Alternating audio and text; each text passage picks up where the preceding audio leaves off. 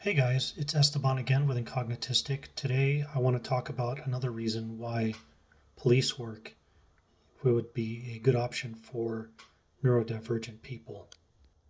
So, specifically to autism, we tend to not be able to filter out all of the sounds that happen at once.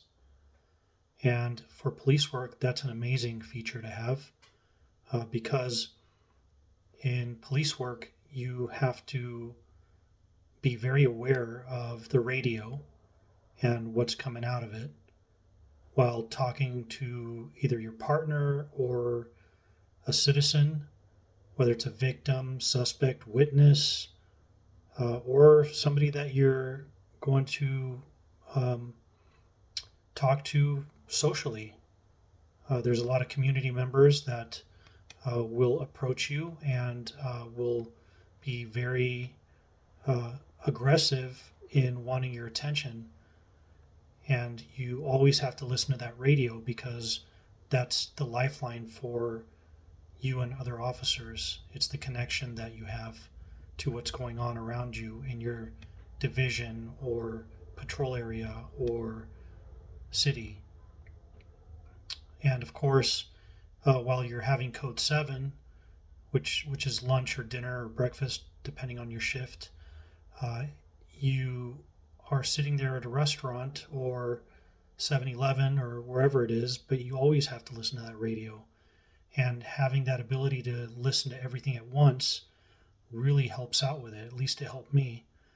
So I was able to hear the radio all the time, not to mention the noises that came out of the computer, whether it was the MDT or newer MDC, it would make distinct noises, which kind of reminded me of the bridge on the Enterprise because there was all sorts of noises there coming from the LCARS system or before the LCAR system, their cool 1960s uh, control panels. But anyhow, I'm getting distracted by one of my hyper interests. Sorry about that. But anyhow, yeah, so when you're also conducting an investigation that is a dynamic situation and you know that there's a possibility that there's a suspect or a witness or a victim nearby, you can be talking to someone and also listening up for any sort of sound that might give you a clue that something else is happening or somebody else is around that you need to talk to. Another thing is when you're engaged in a search, a building search, uh, you know, sometimes it's very quiet.